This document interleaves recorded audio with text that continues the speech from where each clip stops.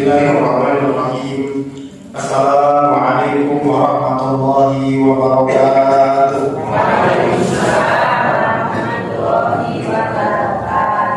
Alhamdulillahirabbil alamin wa bihi nasta'inu ala umuri dunya waddin. Asyhadu an la ilaha illallah wahdahu la syarika lah wa asyhadu anna Muhammadan abduhu wa rasuluh sallallahu alaihi wa ala alihi wa ashabihi wa man tabi'ahum bi ihsanin ila yaumiddin wa sallama tasliman katsira.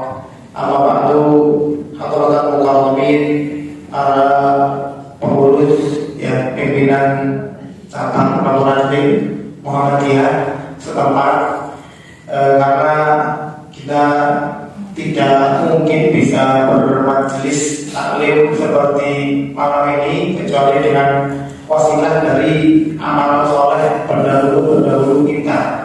Dan umum kita ketahui bahwa ormas terbesar di Indonesia, ada NU, ada Muhammadiyah, ini senantiasa menemani umat untuk bisa terus mempelajari syariat Allah Subhanahu wa taala, mensiarkan agama Allah Subhanahu wa taala dengan segala bentuk fasilitas yang diberikan kepada umat.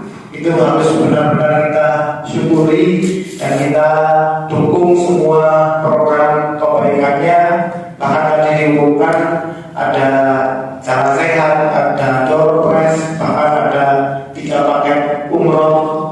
Moga-moga nanti Mas Eri yang dapat nomor 1. Berikutnya nanti diikuti dengan jamaah yang lain. Yang namanya rezeki, haji ataupun umroh itu panggilan dari Allah Subhanahu wa taala. Kalau nggak dapat lewat Dolores Muhammadiyah besok, ya insya Allah dapat lewat jalur yang lain. Jangan pernah putus asa. Yang jujur kepada Allah Subhanahu wa taala, insya Allah akan benar-benar Allah berikan setelah melihat doa dan ikhtiar dari masing-masing kita. Para jamaah sekalian, ibu-ibu, bapak-bapak, mas-mas, mbak-mbak, adik-adik semuanya yang dimuliakan Allah Subhanahu wa taala. Bapak-bapak kalau agak sempit seperti itu mau pindah sini atau sama Pak Hasan juga boleh. Tadi papannya gimana? Ada nggak? Kalau nggak ada ya nggak apa-apa. Tapi kalau ada, saya minta tolong karena materinya cukup ini cukup berat sebenarnya materinya, karena judulnya benarkah ada kehidupan setelah mati. Ini materi yang sangat krusial di dalam Al-Quran. Sejak Al-Quran itu pertama kali turun, Al-Quran mendakwahkan 3 hal esensi utama yang kemudian bawa ke depan para kafir Quraisy waktu itu sebagai bentuk tantangan kalau memang agama yang mereka anut itu benar. Jadi sebelum sampai ke situ, memang kita harus mulai dari pengertian apa itu kebenaran. Kalau panjenengan tahu, kebenaran itu harus memenuhi 2 kriteria. Kriteria yang pertama, dia harus bisa diketahui, artinya pengetahuan. Yang kedua, yang disebut kebenaran itu harus sesuai kenyataan. Ini kita jam berapa? 8:30 kurang 10. Ini materinya berat, tapi saya buat sederhana biar kita sama-sama bisa mencermati. Oh, ini apa nih? Kontol di sini. Insya Allah, kalau masya Allah, mantap. Lagi mana benar? Apa perlu naik meja biar cepat? Sebentar, speakernya. Ada masalah di sini. Jadi 2 kriterianya, yaitu pertama berupa pengetahuan, yang kedua berupa kenyataan. Kalau ada pengetahuan kita yang tidak sesuai kenyataan, itu disebut sebagai dusta, bohong. Misalkan saya bilang ini songkok warna apa? Warna hitam. Kalau ada orang yang bilang Ustaz ini songkok warnanya putih, apa ini namanya? Dusta, bohong dia. Dia punya pengetahuan songkok berwarna, dan di setiap warna jelas-jelas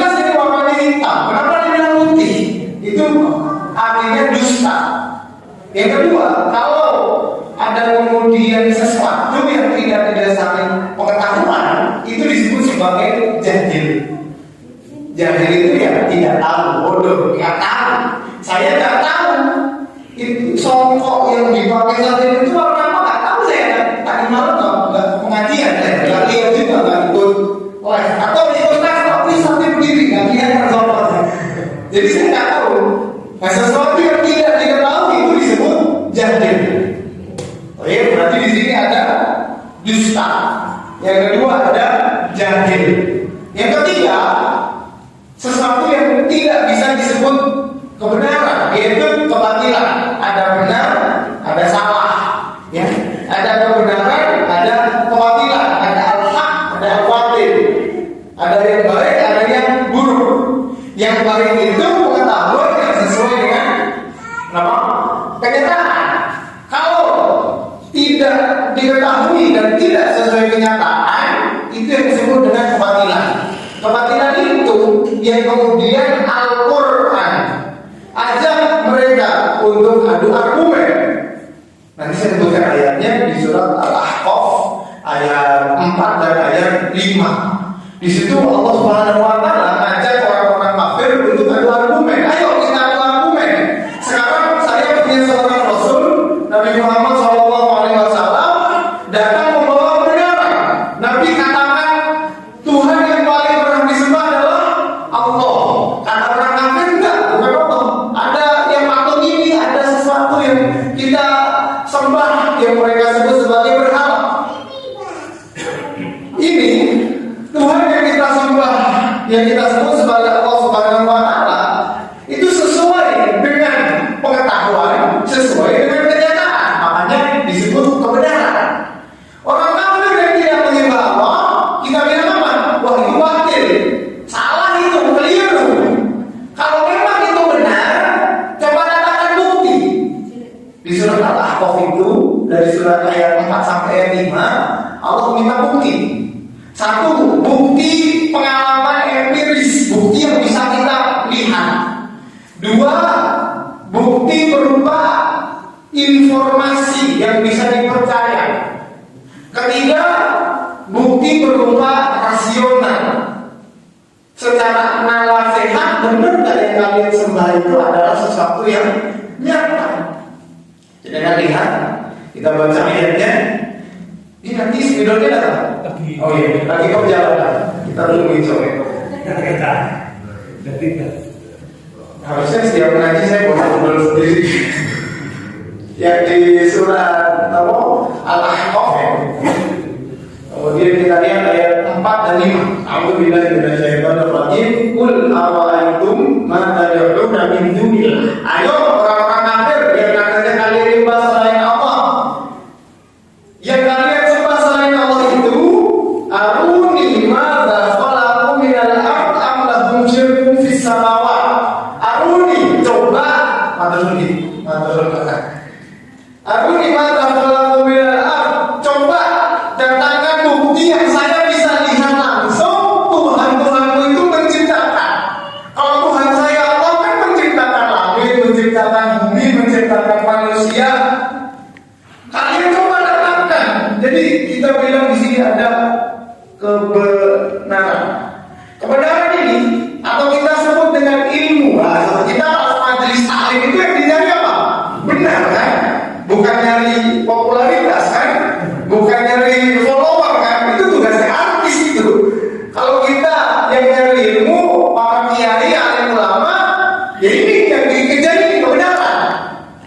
Walaupun kebenaran itu datang dari orang yang bahkan tidak terkenal, bahkan tidak lulus akademik tertentu. Kalau benar, mau gimana lagi namanya dipegang acara ini benar? Ini harus memenuhi dua kriteria. Satu, berupa pengetahuan. Ya dia harus bisa diketahui. Yang kedua, dia harus sesuai kenyataan. Sekarang kalau sesuatu tidak diketahui, lawannya pengetahuan, ya orang itu disebut bodoh. Ya kamu nggak tahu, kamu nggak bisa membuktikan bahwa Tuhan yang kamu sembah itu benar-benar lagi. Itu bodoh namanya, bodoh sekali kamu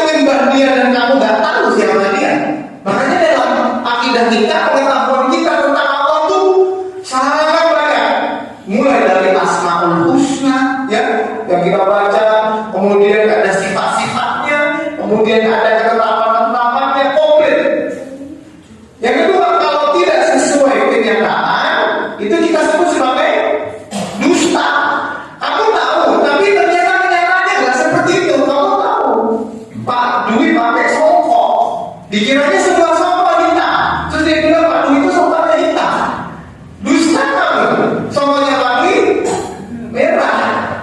Semua orang tahu gitu. Nah, jadi yang tidak sesuai kenyataan itu dusta. Adapun yang tidak memenuhi dua kriteria ini, turunannya yang tidak memenuhi dua kriteria ini kita sebut sebagai kebatilan. Batil itu lawannya benar, pasti salah. Ini batil, salah, ya. Kebatilan inilah kemudian dalam surat Al-Ahqaf tadi, Ahqaf ayat 4 dan 5 oleh Allah Subhanahu wa taala ditantang. Kalau kebatilan yang kamu anggap benar itu sebuah kebenaran, coba buktikan dengan 3 perkara. 1, aruni itu coba tampakkan kepada saya. Kenapa disuruh tampakkan? Menampakkan sesuatu itu bisa kemudian membantu orang untuk mengkonfirmasi. Saya dengan penglihatan saya bisa bilang kalau ini warnanya hijau. Makanya Allah kemudian tantang orang-orang kafir, coba tunjukkan biar saya lihat, tampakkan kepada saya apa yang sudah diciptakan Tuhanmu. Jadi agama Islam itu bukan agama ikut-ikutan, bukan agama yang penting lahir Islam, ya sudah matinya Islam. Tapi kalau kebetulan lahirnya Kristen Katolik, ya sudah lahir. Enggak, semua orang dituntut menggunakan mata indera, akal rasional, informasi yang diterima untuk membuktikan. Biar sesuatu yang kita anggap saat orang bilang itu batil, bisa kita konfirmasi, kita buktikan bahwa ini benar. 1 tadi aruni, ini pengalaman empiris. Ini semua yang pernah kuliah semua tahu bahwa empiris itu sesuatu yang bisa diteliti dengan panca indera. Pokoknya basicnya empiris ini panca indera. Bisa nggak dibuktikan? Yang kedua, lanjutan ayatnya. Kita baca ayatnya biar bisa dapat barokahnya. Aruni seperti apa? Iduni bi kitabim min qabli hada. Iduni bi kitab artinya coba datangkan literatur, datangkan kitab sebelum kalian yang buktikan bahwa Tuhan yang kamu sembah itu benar. Kalau kamu percaya agama Hindu, Buddha, Kristen itu benar, datangkan literaturmu yang membuktikan bahwa itu benar. Berarti yang kedua ini diminta apa? Informasi dari apa? Literatur yang mereka punya. Sampai hari ini Al-Quran yang kita baca, surat Al-Ahqaf ini turunnya surat Al-Ahqaf kan bukan kemarin, bukan tahun lalu, bukan 10 tahun yang lalu, bukan 100 tahun, 1400 tahun yang lalu. Ini Al-Quran yang kita baca. Benar kan Al-Quran ini otentik, ori atau ada KW-KW-nya dikit? Kalau kitab suci yang lain, karena benar-benar terbukti ada penyimpangan, nggak ori lagi, wah KW itu. Makanya di surat Al-Ahqaf kita tantang, ayo itu kita datangkan, kita ori, kita kaji. Baru nanti di ayat kelima waman adollu, dan barang siapa yang lebih sesat mimman yad'u min dunillah, daripada orang-orang yang menyembah selain Allah.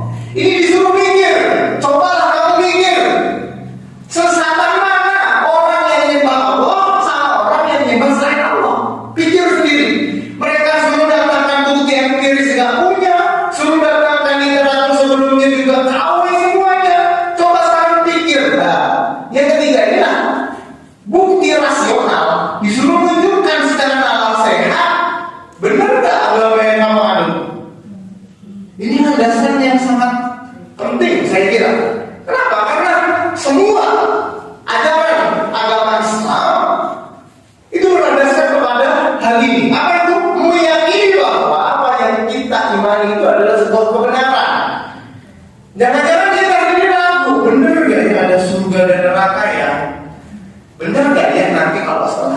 mati itu nanti hidup lagi, benar gak ya?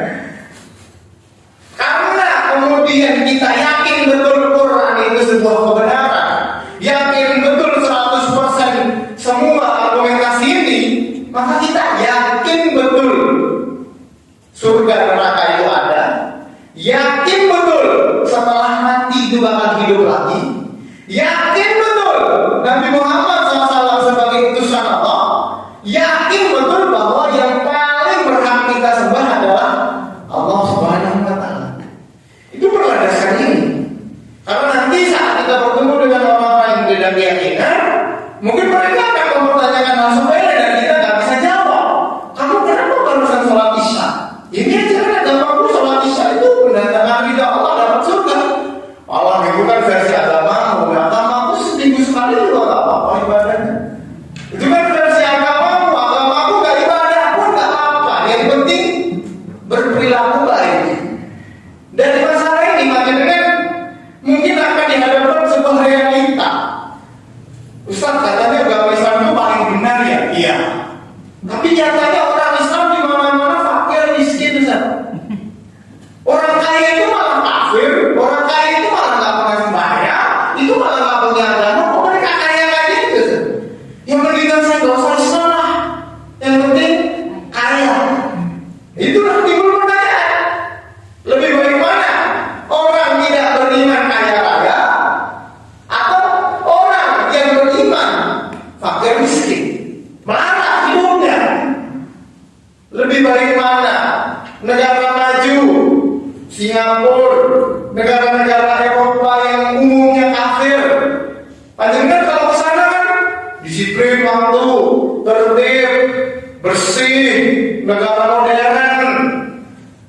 Wah, saya ke sana negaranya bersih, saya ke Jepang, orangnya pada ateis, tapi sama tetangga menghormati, nunduk-nunduk mereka makan salam ini sampai ruko-ruko.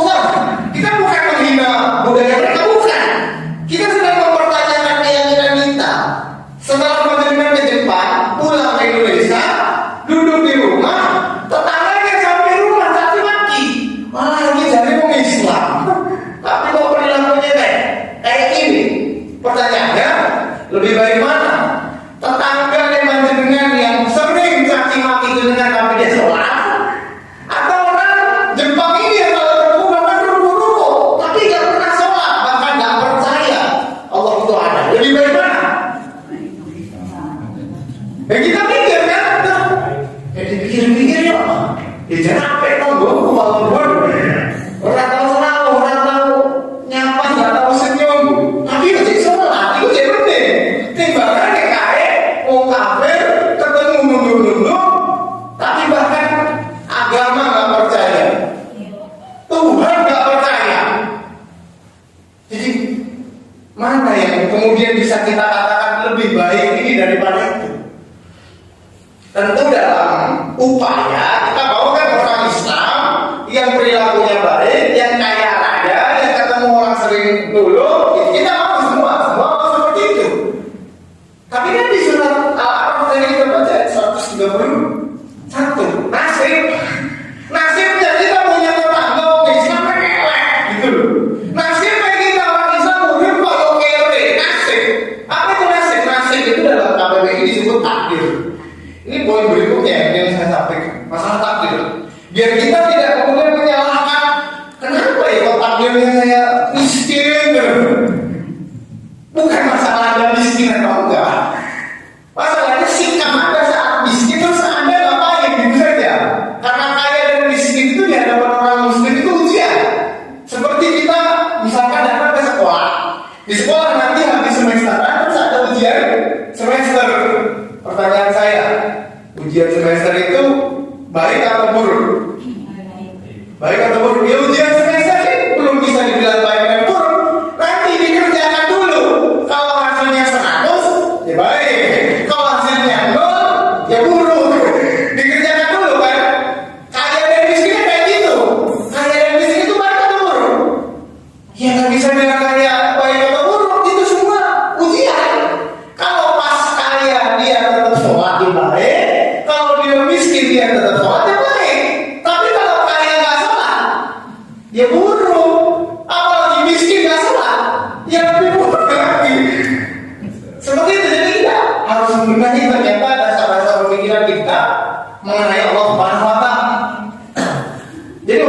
bicara soal nasib, kemudian apa? Takdir.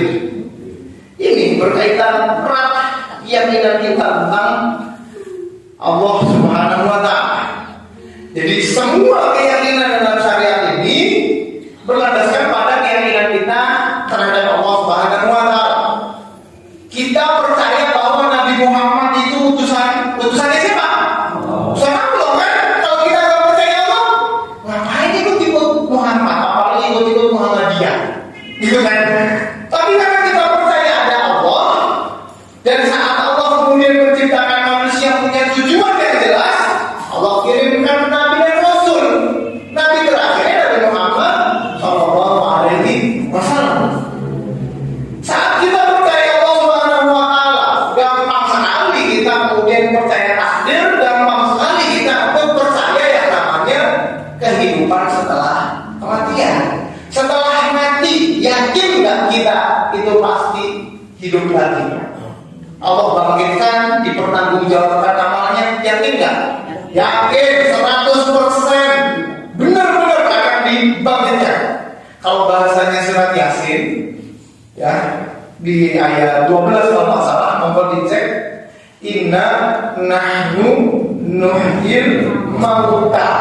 Sungguhnya kami benar-benar akan menghidupkan orang yang sudah mati. Karena ada orang kafir yang nggak percaya. Qala man yuhyil 'idhama wa hiya ramim, di akhir surat Yasin. Siapa yang bisa menghidupkan manusia yang sudah jadi tanah? Ada yang nggak percaya? Hari ini ada. Jadi orang ateis yang nggak percaya Tuhan, jangankan dihidupkan lagi, Tuhan aja nggak percaya. Surga neraka, dongeng itu mah. Alam kubur ditanya ini malas, ngapusi. Kenapa? Karena Tuhan saja nggak percaya gitu. Maka saat kita percaya tentang Allah Subhanahu Wa Taala, kita mudah untuk mempercayai. Yakin masa dikubur, bakal ditanya, nanti ada nikmat kubur, sisa kubur, dibangkitkan, dipertanggungjawabkan amalnya, percaya sah. Karena itu bisa kita buktikan dengan informasi dari literatur berupa Quran dan hadis Nabi Sallallahu Alaihi Wasallam. Nah, ini basicnya. Tiga ini basicnya ada di surat An-Nahl ayat 78. A'udzubillahi minasyaitonir rajim. Wallahu akhrajakum min butuni ummahatikum la ta'lamuna syai'a. Kalian enggak tahu apa, kalian bodoh semuanya, jahil. Wa ja'ala lakumus sam'a wal absara wal afidah. Allah memberikan as-sama biar dapat informasi, absar sebagai panca indera, al-afidah dalam KBBI hati itu untuk berpikir, akal hati itu juga bisa buat berpikir. Jadi bertiga ini wasilah orang mendapatkan ilmu untuk memperoleh sebuah kebenaran. Maka kajian kita tentang benar atau tidak ada kehidupan setelah kita mati. Benar nggak kita bakal hidup lagi setelah kita mati?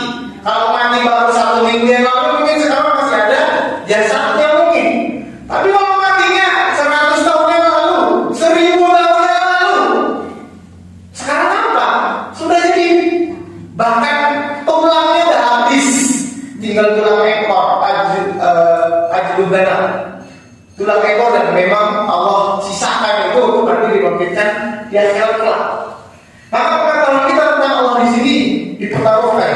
Ma'rifatullah, wawasan kita tentang Allah Subhanahu Wa Taala itu yang akan mendongkrak.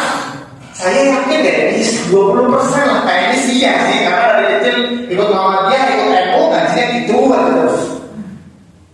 Tapi tambah ma'rifatullah naik 50%, tambah lagi naik 70%, sampai nanti puncaknya 100%. Itu kayak hidup ini kayak udah di mantap. Ini biasanya buat para orang tua sih, yang biasanya sudah pensiun, yang sudah semangat ibadah, itu biasanya sudah 100% itu. Pas bener nih, pas ada, pas mati ya. Tapi maksud itu perjalanan hidup orang berbeda-beda.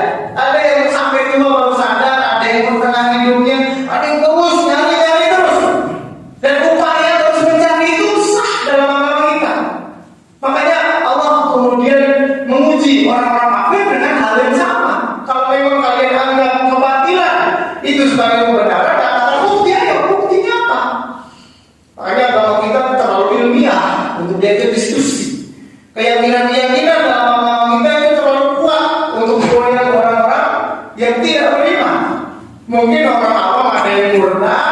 itu mungkin ada wawasannya yang kurang sehingga tak mampu untuk jawab syubhat itu. Dari sini kita akan tahu bahwa ini bapak-bapak, bismillah, turunan saat kita percaya tentang Allah Subhanahu wa Ta'ala adalah percaya tentang Nabi dan Rasul sebagai pemungkas para Nabi penutup Nabi Muhammad Sallallahu Alaihi Wasallam. Ini udah turunan. Berarti kalau kita percaya Allah Subhanahu Wa Ta'ala, biasanya otomatis gitu, otomatis ya pasti percaya Nabi Muhammad. Tapi kalau saya nggak percaya Nabi Muhammad, dibilangin, ada hadis loh yang bilang kamu jangan begini. Hadis apaan? Dia sebenarnya bukan mempertanyakan Nabi, dia itu nggak percaya Allah itu siapa, nggak percaya. Bukan pertanyaan hadis yang sebenarnya. Hadis itu turunan saja. Dia nggak percaya hadis Nabi yang katanya sahih yang benar yang mutawatir, bukan karena hadisnya yang meragukan, tapi dia nggak percaya ada Allah Subhanahu Wa Ta'ala, gitu ya. Baru nanti turunannya lagi kita percaya yang namanya hari akhir. Kenapa disebut hari akhir? Udah terakhir itu, nggak ada lagi hari setelahnya. Semuanya Allah matikan, kemudian nanti akan dihidupkan lagi dan dimintai pertanggungjawaban. Tentu hari akhir ini dengan semua skemanya, mulai dari alam barzahnya, dibangkitkannya, ditimbang amalnya, ya, kemudian nanti melewati jembatan, ada yang jatuh ke neraka, sampai kemudian proses dapat syafaat, sampai nanti endingnya masuk ke dalam surga Allah Subhanahu Wa Ta'ala. Salah satu iman yang perlu kita kuatkan saat ini loh, memupuk wawasan kita tentang Allah adalah takdir. Nah, ini yang mau saya singgung lebih dalam. Ini kan pembahasannya tentu dalam sekali. Ini 13 tahun Nabi SAW menemani para sahabat untuk membangun fondasi wawasan yang kuat ini 13 tahun. Jadi gak mungkin kan 13 menit saya sampaikan ini semua, gak mungkin. Makanya pelan-pelan dengan berjalannya waktu nambah ilmu, nambah yakin, dan seperti itulah hakikatnya iman. Naik, kadang turun, kadang naik lagi, kadang turun. Makanya upaya masing-masing gimana saya biar tetap bisa terus naik, bahkan saat nanti dipanggil Allah Subhanahu Wa Ta'ala dalam keadaan husnul khotimah. Bicara soal takdir, biasanya yang dipertanyakan itu adalah keadilan Allah Subhanahu Wa Ta'ala. Karena saat misalkan takdir itu Allah tetapkan, pertanyaannya benar atau tidak? Manusia itu punya pilihan.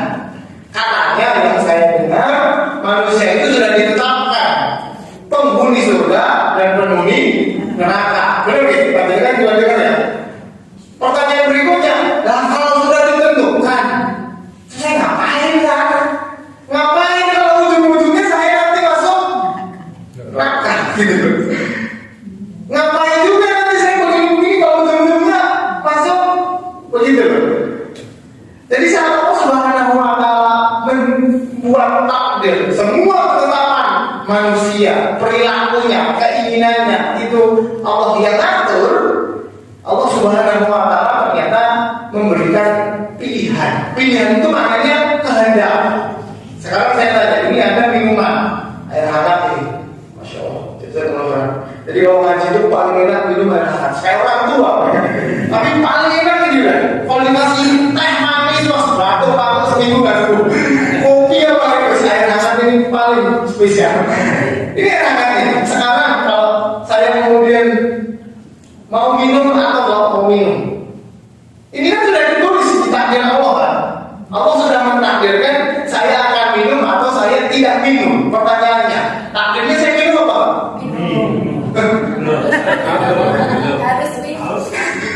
Ya nggak tahu juga. Siapa tahu di sini ada diskusi, kemudian kita lupa sampai minum, atau ada anak-anak yang lain sampai lupa, nggak ada yang tahu. Jadi sesuatu dikatakan takdir itu syaratnya satu. Apa itu? Kalau sudah terjadi, sudah terjadi. Pasti. Tapi katanya semua orang sudah ditetapkan surga neraka, betul. Takdirnya sudah ada. Tapi untuk minum atau nggak minum, manusia punya pilihan. Untuk masuk surga atau masuk neraka, manusia punya pilihan. Nah, tapi kan nggak tahu takdir kita masuk mana.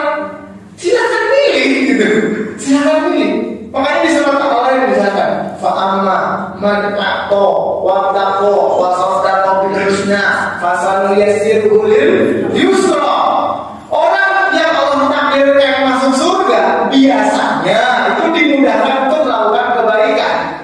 Kebalikannya, wa mambakhila wasakna pelit, gak mau sedekah, gak mau majelis taklim, gak mau ibadah, gak mau sholat jamaah, fasanuyassiruhu lil yusra. Memang sengaja dibuat gampang untuk maksiat karena memang takdirnya di neraka. Kasihan dong, kasihan kenapa?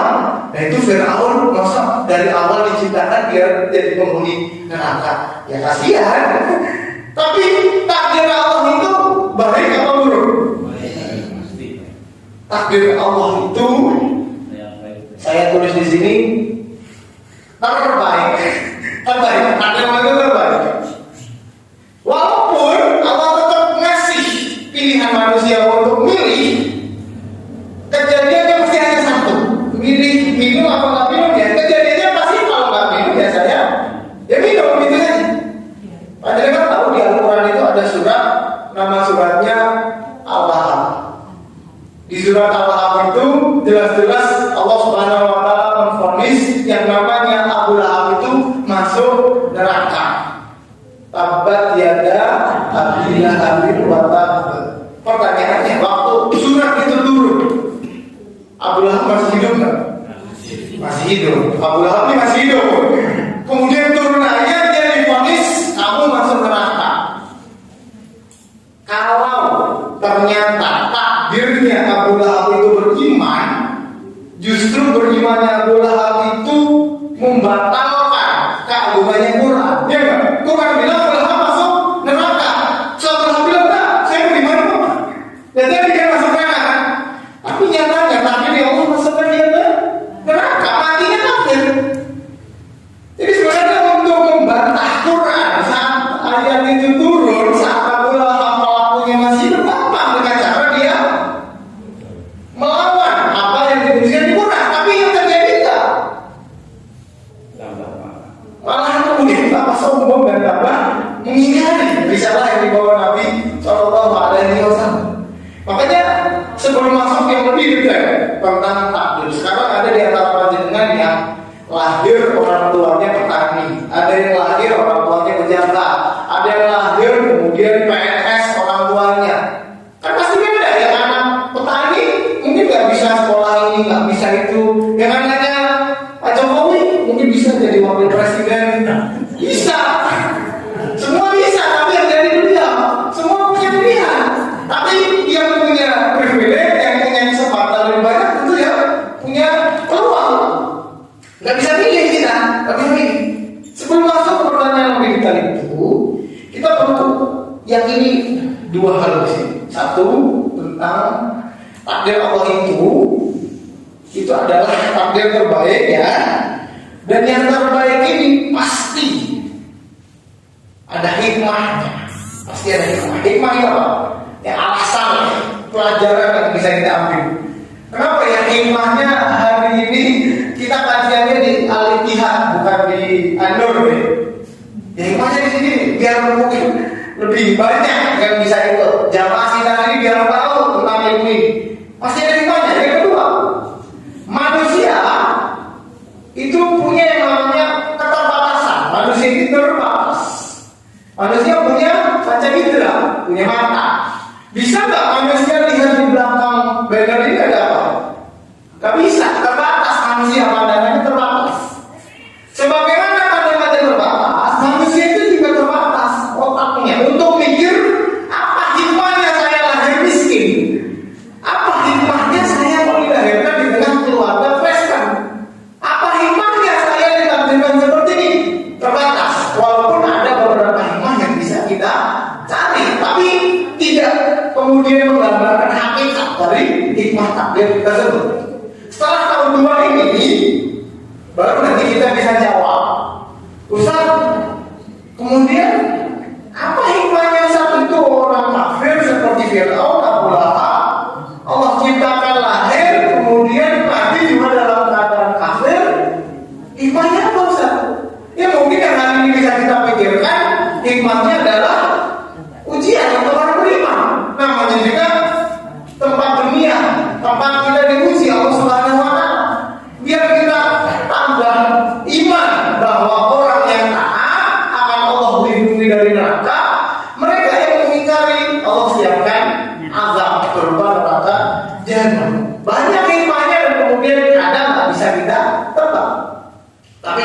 itu ada.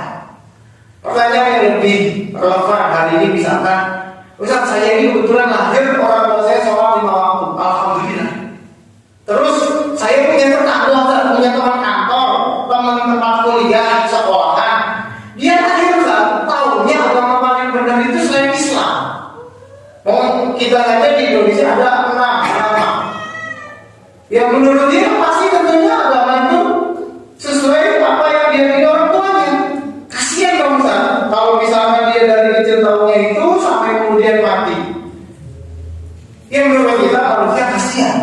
Tapi menurut Allah itu takdir yang terbaik.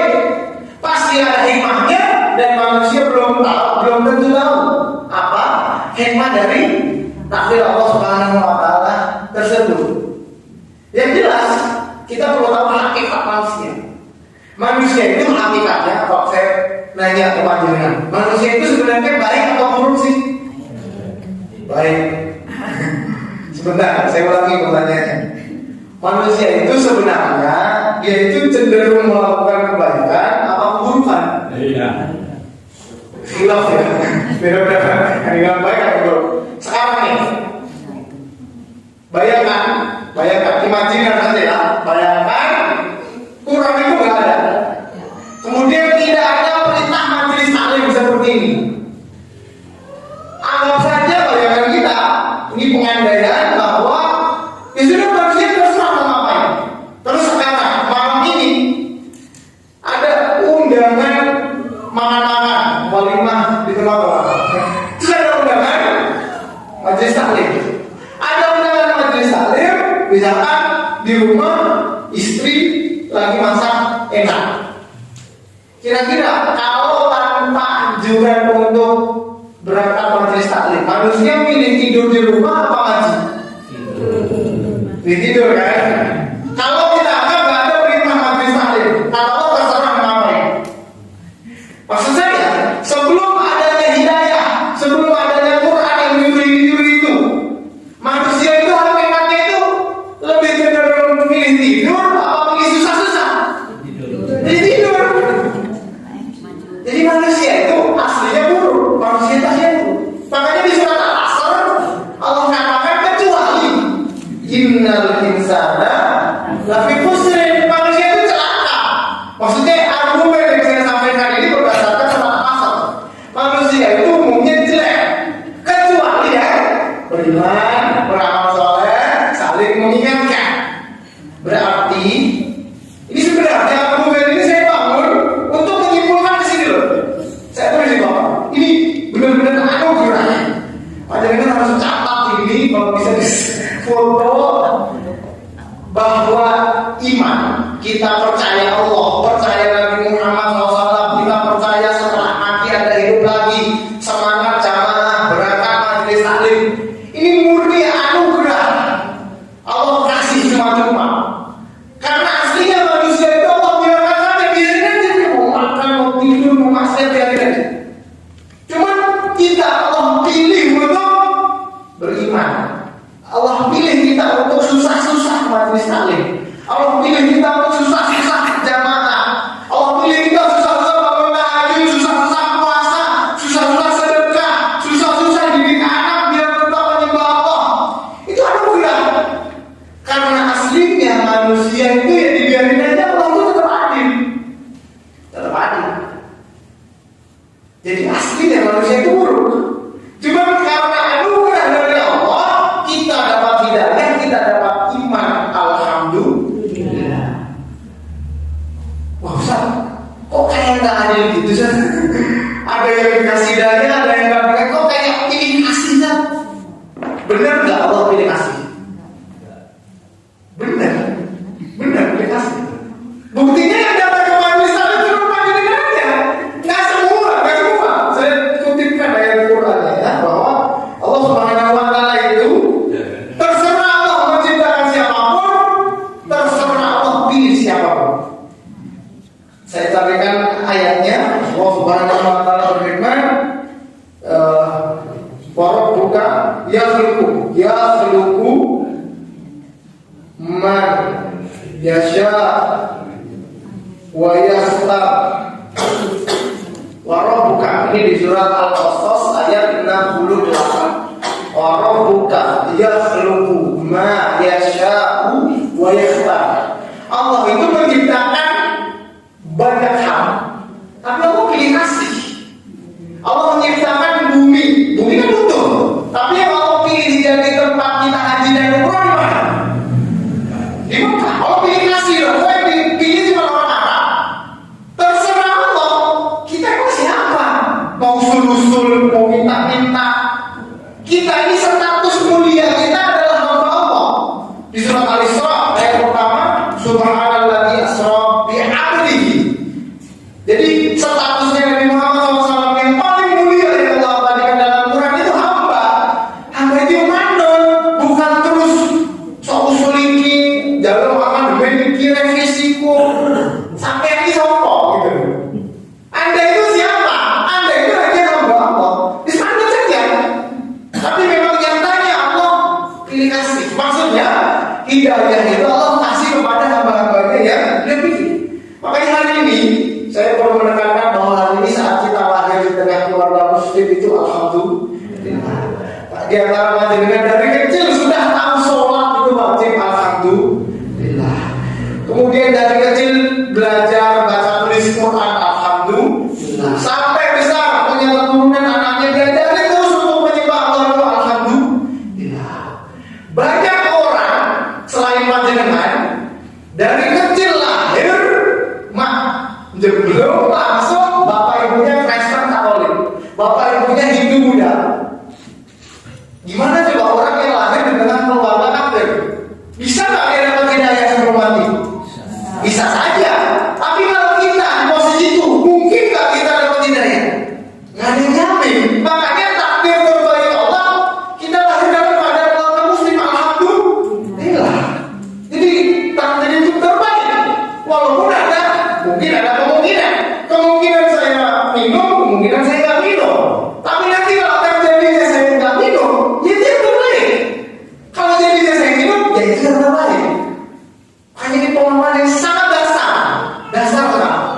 Misalkan dulu lah beredar ungkapan yang misalkan mengatakan takdir itu kejam. Ini jadi judul sinetron. Kok takdir kejam sih? Emang yang buat takdir siapa? Yang buat takdir itu Allah. Jadi Allah kejam gitu? Enggak. Justru yang Allah takdirkan itu yang terbaik. Ini sampai berapa ya? Dan saya mau tutup keyakinan kita tentang hari kebangkitan setelah mati itu didasari keyakinan kita kepada Allah Subhanahu wa Ta'ala. Karena dalam dunia ini sudah saya mau tutup saja dengan sedikit argumentasi yang perlu saya tulis sudah. Saya hapus ya.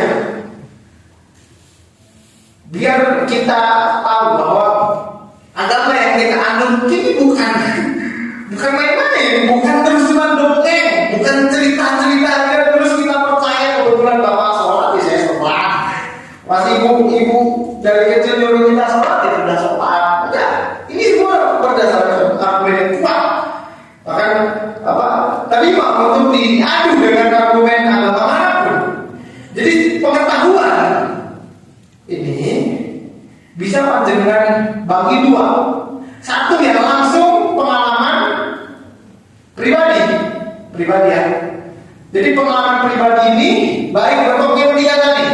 Kita bisa lihat langsung dengan mata indera atau kita dengar informasi dari orang ya. Misalkan ada yang pernah ke Jepang, ibu kota Jepang Pak, Tokyo. Belum pernah nih saya ke Jepang. Cuma ada yang pernah ke Jepang, terus kita tanya, beneran itu ibu kota namanya Tokyo? Iya beneran, percaya aja. Belum pernah sampai sana, tapi kita dengar informasi dari orang lain. Ini baik panca indera, informasi dari orang lain atau dengan akal rasional. Ini pengalaman pribadi. Ada yang nggak bisa kita kemudian lihat sendiri. Jadi bukan pribadi. Bukan pribadi ini gimana maksudnya? Tidak pernah kita lihat langsung, tidak pernah kita pikirkan secara rasional, tidak pernah kemudian kita dapat informasi dari orang yang pernah ke sana.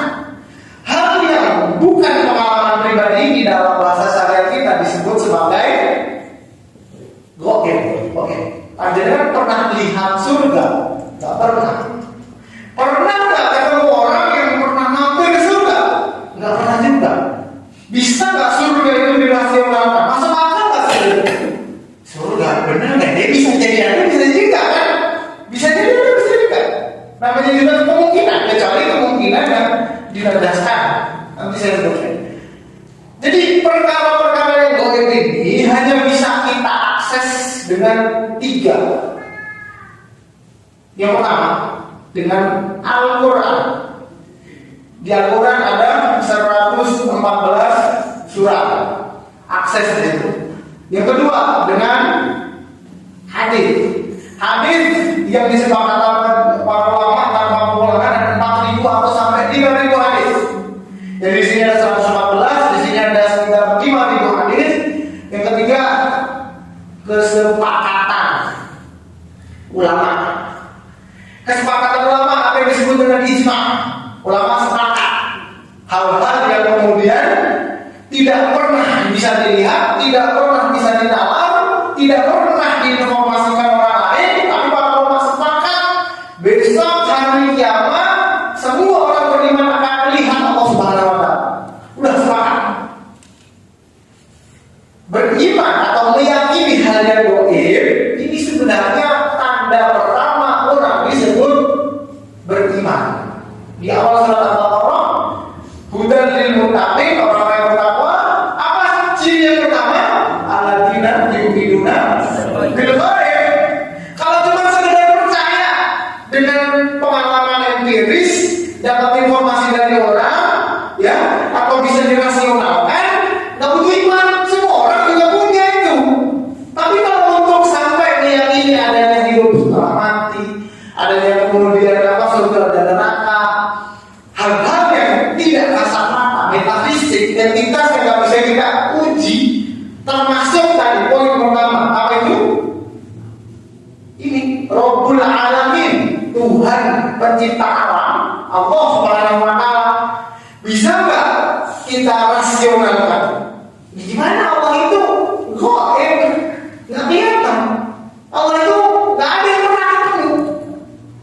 Nabi saja, kalau di dunia manusia tidak ada yang pernah bertemu dengan Allah Subhanahu wa taala. Kalau berbicara ada 3 nabi yang pernah berbicara dengan Allah Subhanahu wa taala. 1 nabi Musa, 2 nabi umpama, 3 nabi Nabi Adam. Nabi Adam. 3 ini saja yang pernah berbicara langsung dengan Allah Subhanahu wa taala dengan hijab, dengan berhala. Maka untuk benar-benar menjadi orang bertakwa, kita malah disuruh percaya hal-hal yang gaib.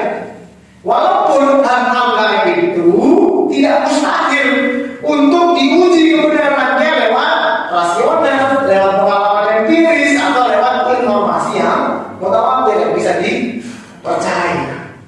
Makanya kemudian saat kita baca surat Yasin, itu ada ketetapan Allah Subhanahu wa taala tentang kehidupan setelah mati. Jadi judul besar kajian kita ini sebenarnya tema dari surat Yasin.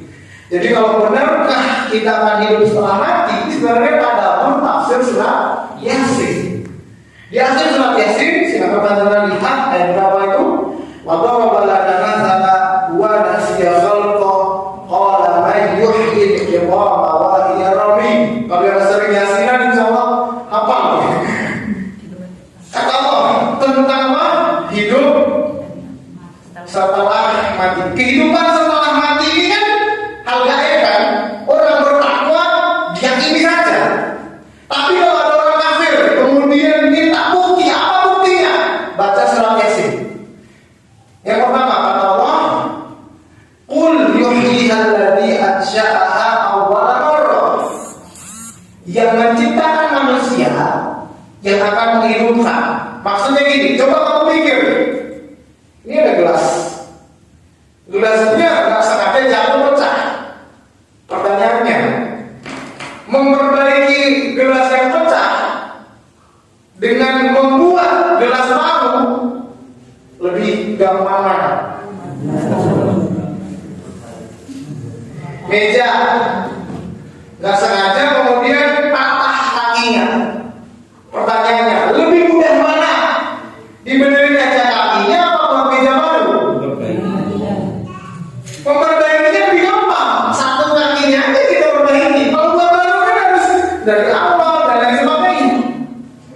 Yang buat manusia pertama kali itu Allah. Sebelum manusia itu ada.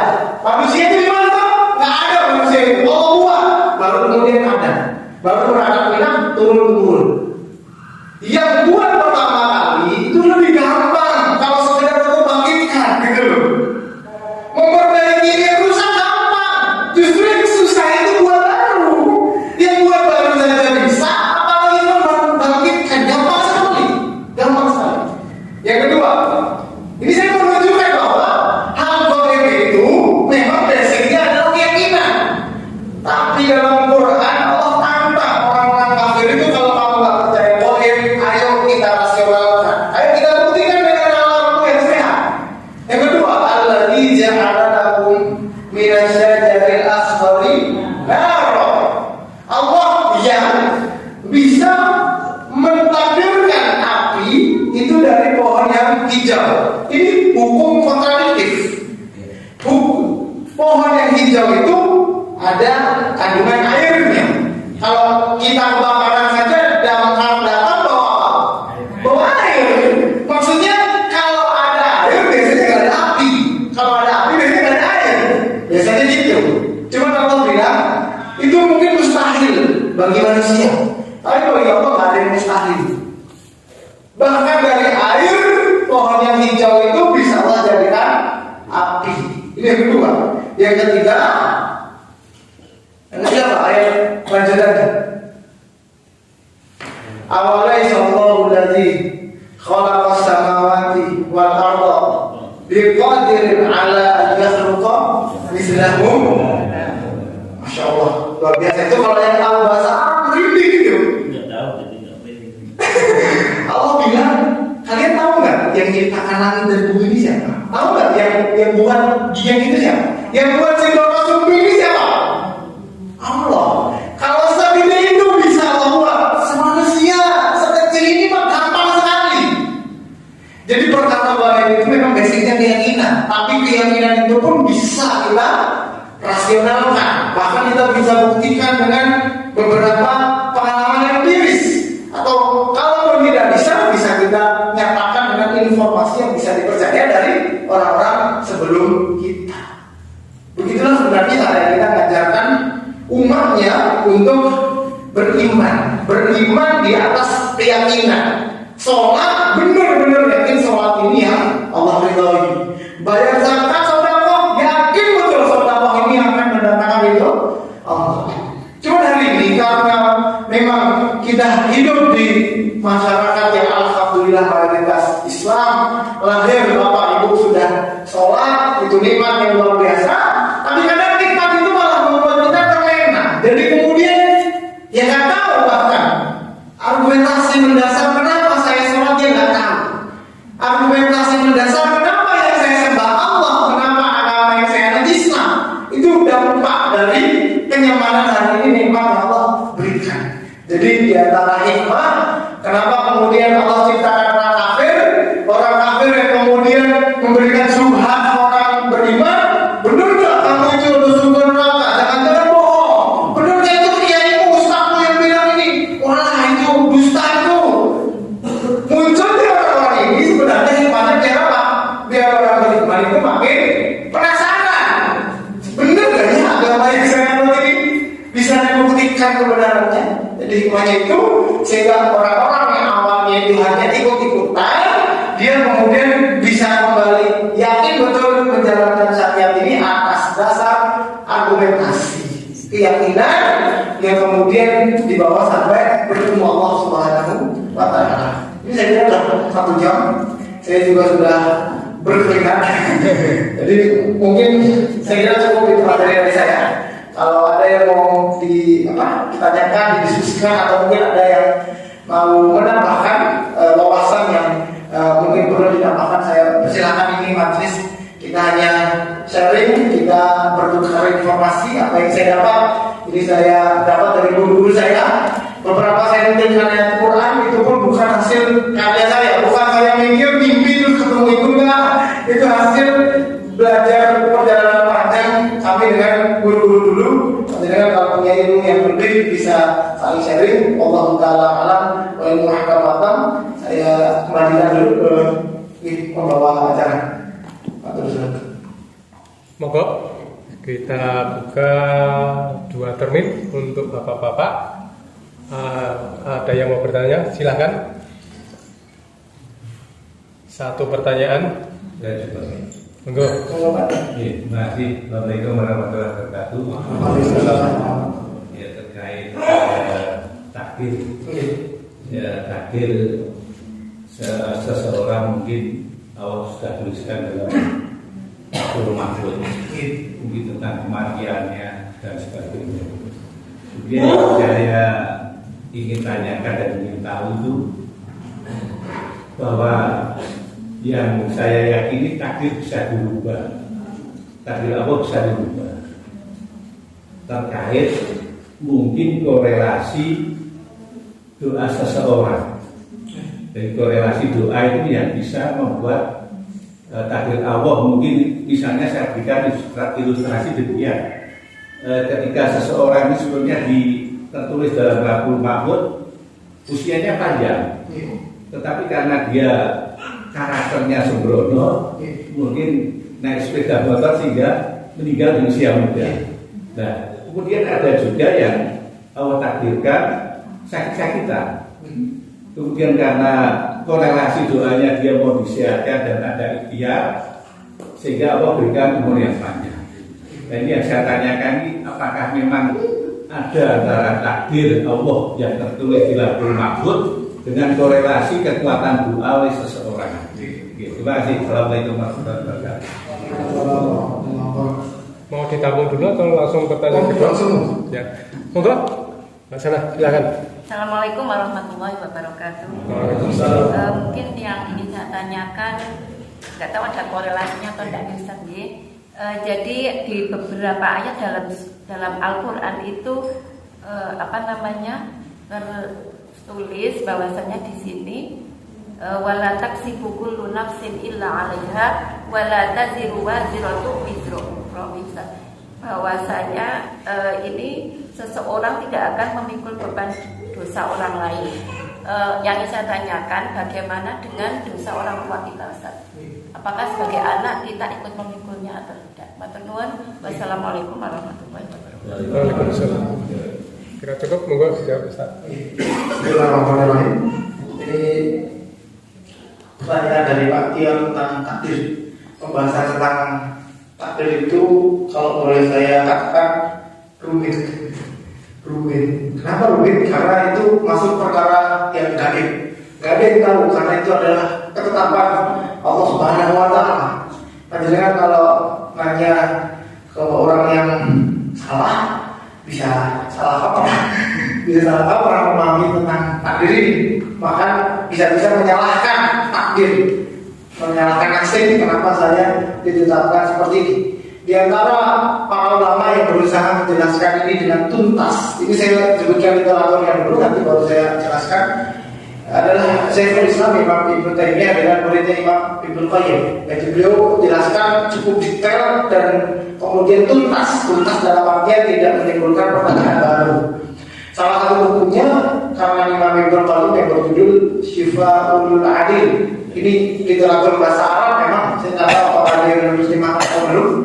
Tapi kurang lebih yang beliau sampaikan adalah kita harus mengerti bagaimana takdir itu sampai kepada kita sebagai manusia.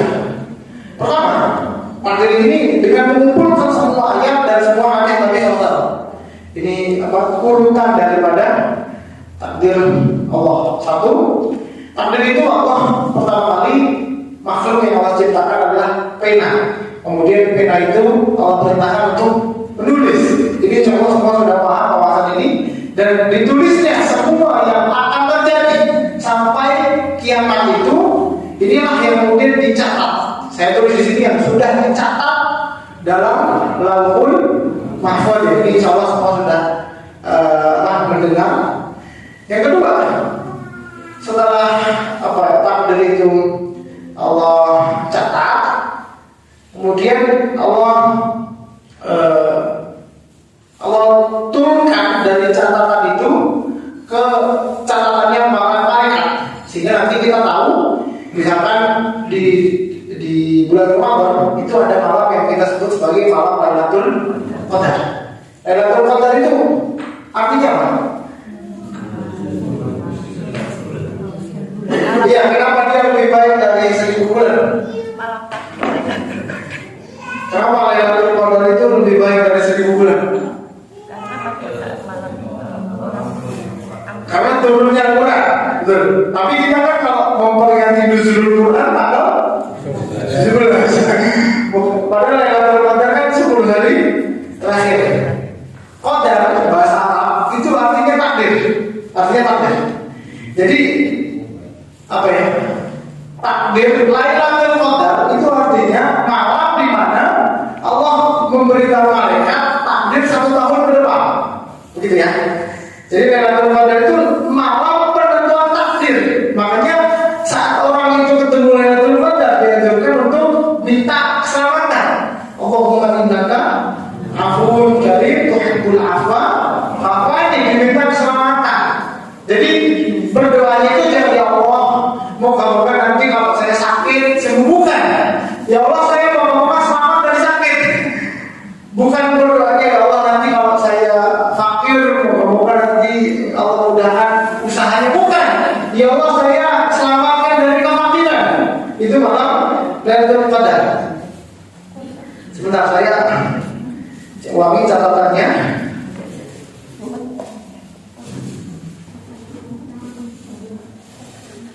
Ini biar lebih kompleks ya. Jadi saya taruh nomor 2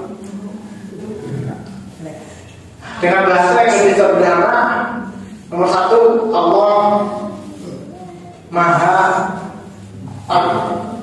Jadi Allah Maha Tahu. Jadi tolong dicatat ulang, Allah Maha Tahu. Kemudian yang kedua, Allah catat. Maksudnya ini catat tadi di Lauhul Mahfuz. Kemudian yang ketiga, Allah berkehendak.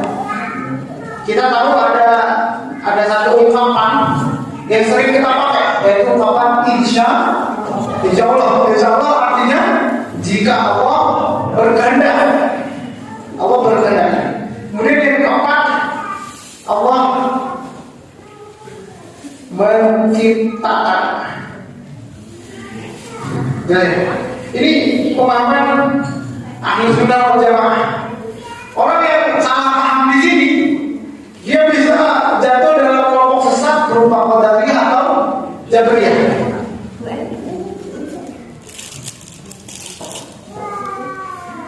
Mulai dari Allah Subhanahu wa Ta'ala, Allah tahu apa yang akan terjadi. Orang ini umurnya bakal 80 tahun, orang ini umurnya 60 tahun. Ini monggo bisa saja. Ini penjelasan cukup panjang. Ini saya pelan-pelan, panjenengan nyambi, minum, diunjuk, didahar. Yang kedua, Allah catat. Waktu Allah Subhanahu wa Ta'ala catat di Lauhul Mahfuz, ya, itu adalah ketetapan Allah Subhanahu wa Ta'ala yang terjadi. Berikutnya, semua yang terjadi itu Allah berkehendak. Allah berkehendak. Setelah ada kehendak Allah, baru kemudian Allah menciptakan. Jadi Allah itu menciptakan sesuatu yang wujud. Allah itu juga menciptakan kesempatan, kesehatan, bahkan kehendak seseorang untuk melakukan sesuatu. Itu juga ciptaan Allah. Imam Al-Bukhari yang punya kitab Sahih Bukhari itu punya kitab lagi yang namanya Khalqu Af'alil Ibad, penciptaan perbuatan manusia. Jadi manusia saat berkehendak mau minum, ini pilihan manusia, tapi ini ciptaan Allah. Gitu ya. Nah, sekarang korelasinya dengan doa. Kalau spesifik secara hadis Nabi SAW, doa itu memang tercantum dalam hadis bahwa doa dan takdir Allah itu bertemu di langit. Kemudian apa? Yang kuatlah nanti akan Allah tetapkan. Berdoanya sehingga merubah catatan takdirnya itu bagian dari takdir Allah Subhanahu wa Ta'ala. Ada beberapa versi jawabannya, tapi yang paling mudah kita sama jawaban ini. Apa itu? Berdoanya seseorang sehingga takdir umurnya berubah lebih panjang, itu juga bagian dari takdir Allah. Jadi mulai dari Allah tahu apa yang terjadi dari sekian kemungkinan berapa? Satu aja. Tapi sekian kemungkinan itu saat ingin dilakukan seseorang itu juga bagian dari takdir Allah. Ini pembahasan yang pelik memang. Jadi bisa berteriak bahasa ini.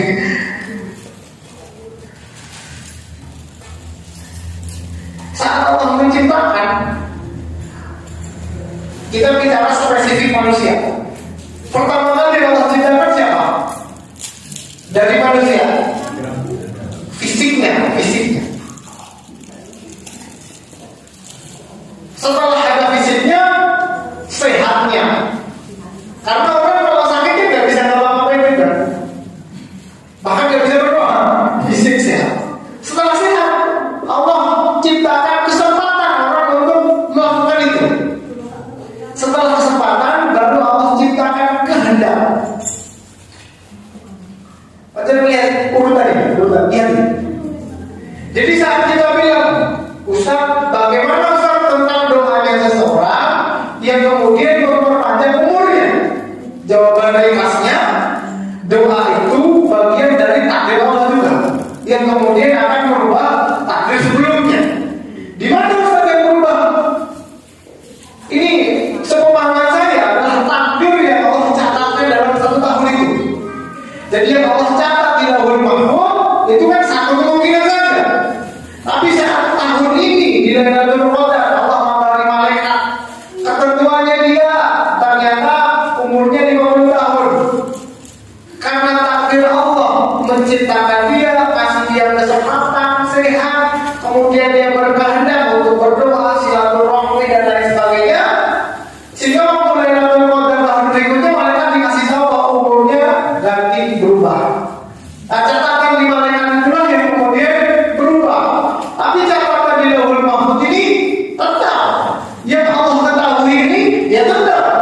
Karena Allah Maha tahu, Allah yang mencatat, Allah yang berkehendak, bahkan Allah yang ciptakan. Allah ciptakan fisiknya, Allah ciptakan kesehatan, Allah kasih kesempatan, bahkan Allah kasih kehendak. Allah takdirkan Pak Hendro minum. Itu Allah ciptakan kehendak di hatinya Pak Hendro untuk mau minum lah. Memang rumit dan panjang, tapi ini yang menjawab dan tuntas jawabannya. Tidak di semua kitab penjelasan panjangnya dapat ini. Mungkin sekedar ya itu bagian dari takdir itu saja. Tapi sampai detail seperti ini memang nggak banyak. Makanya tadi saya sebutkan seperti Imam Ibnu Taimiyah, Imam Ibnu Qayyim di kitab Syifaul Alim itu cukup ringkas dan tuntas dalam menjelaskan takdir. Nah, ada pun tadi yang ditanyakan ibu terkait bagaimana tentang menanggung dosa. Mungkin yang bisa kita pegang perkataannya Imam An-Nawawi rahimahullah taala saat berbicara tentang pahala, bahwa al-musyariku fit ta'ah musyariku fil ajri. Yang ikut andil dalam ketaatan itu dia bisa mendapatkan pahalanya. Sebaliknya yang ikut andil dalam kemaksiatan, dia akan dapat dosanya. Secara basically ya, defaultnya seseorang nggak mungkin nanggung dosa orang lain, masing-masing dengan dosa masing-masing. Tapi ada nggak kondisi khusus orang anak harus nanggung dosa orang tua? Bisa jadi dengan kondisi tertentu saat dia ikut bantu, ikut andil dalam maksiat tertentu yang diupayakan. Misalkan ada orang tua, kalau dia berbeda, bangun tempat maksiat, duitnya kurang, RAP-nya 1 miliar, orang lain cuma pegang 500, terus anaknya kan bantu aja, itu dosa jariah itu. Bisa dia jadi ikut dosa orang tuanya, walaupun bukan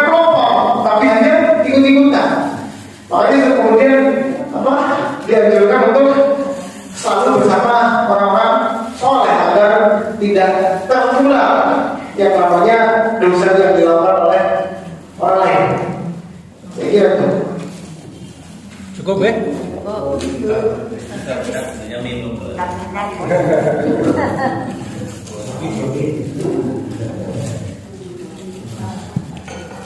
Nah, ditutup dulu. Pak betul. Kurang lebihnya saya mohon maaf besar-besarnya kalau ada baiknya datang dari Allah Subhanahu Wa Taala dan Nabi Muhammad SAW dari Quran hadis yang kita kaji berikut keterangan para ulama yang bisa kita datangkan. Kalau ada kesalahannya datang dari saya pribadi, saya mohon ampun kepada Allah Subhanahu Wa Taala atas hal tersebut. Kita berdoa kepada Allah Subhanahu Wa Taala agar terus diberikan hidayah, agar terus diberikan nikmat terbesar dalam hidup ini, karena ternyata hidup dengan ketercukupan tanpa adanya iman itu ternyata tidak manfaat. Orang-orang kafir di akhirat bahkan sampai berandai-andai yang lain kami kuntu toa, wa yaqulu kafiru yang lain kami kuntu toa di akhir surat An-Naba. Kalau saja saya tahu dari awal saya akan masuk neraka, mending saya jadi tanah, mending saya jadi batu. Ya, makanya semoga Allah Subhanahu Wa Taala jaga iman Islam untuk kita, orang tua kita, anak-anak kita, sehingga nanti dikumpulkan kepada Rasulullah Allah Subhanahu Wa Taala yang akan apa nih? Rabbana wa lana fusana wa in taghfir lana wa tarhamna lanakunanna minal khasirin. Rabbana atina fid dunya hasanah wa fil akhirati hasanah wa qina adzabannar. Allahumma arina al-haqqa haqqan warzuqna ittiba'ahu wa arina al-batila batilan warzuqna ijtinabah. Allahumma ya muqallibal qulub tsabbit qulubana ala dinik wa ya musarrifal qulub sarrif qulubana ala ta'atik. Allahumma inna nas'aluka al-huda wa tuqa wal 'afafa wal ghina. Allahumma ighfir lana wa liwalidina warhamhum kama rabbawna shighara.